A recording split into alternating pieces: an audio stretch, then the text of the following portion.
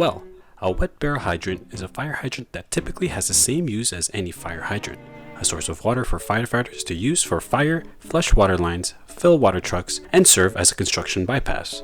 The main difference is that these hydrants are located in specific places that have climates where freezing is not an issue. According to the Fundamentals of Firefighter Skills and Hazardous Materials Response, 4th edition, these hydrants maintain water in their barrels and do not require draining. Wet barrel hydrants are located all over the world, but some notable areas would be Edmonton, Vancouver, and California. These places typically do not have to worry about the extreme freezing points like the weathers we have here in Ontario. These hydrants are located at every other intersection in a grid format according to the utility map. Though similar to any fire hydrants, these are operating differently than a dry barrel hydrant. To open and operate a wet barrel hydrant, firstly you remove the cap from the outlet, specifically the one a firefighter will be using. Secondly, check inside the hydrant opening for any dirt or debris. Third, make sure any hydrant caps, knot noose are snugly attached. Fourth, attach the hydrant wrench to the stem nut located behind the desired outlet. Fifth, turn the hydrant wrench in a counterclockwise direction to open the hydrant, verify flow, and flush out any debris. Once done, immediately close to stop the flow. Sixth, attach the hose or hydrant valve to the outlet. Finally, after receiving the order to open the hydrant from the pump operator, turn the hydrant wrench 12 or more full turns counterclockwise to fully open it. Opening the valve slowly at first is important to avoid a pressure surge. Once the water has begun to flow, you can now quickly turn the valve to fully open the hydrant.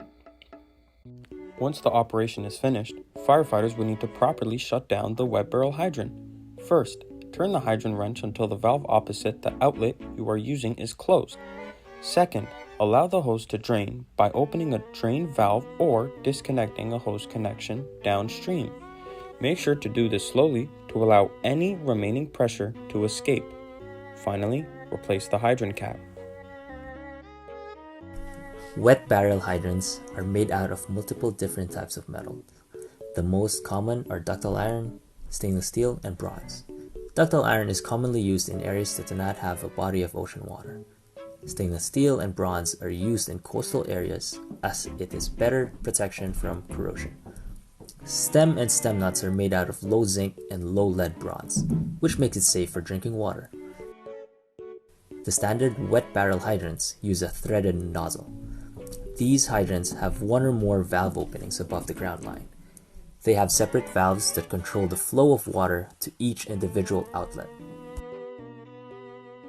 The wet barrel hydrant consists of a stem guide seal, body, stem O-ring, valve rubber, retainer, O-ring seat, retaining nut, cotter pin, stem guide O-ring, stem guide, carrier, valve seat, cap washer, and chainring.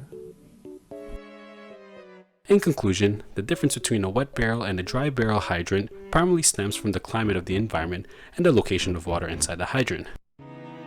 Wet barrel hydrants are filled with water all to the top of the head, while dry barrel has water underground. Hope you guys enjoy our presentation.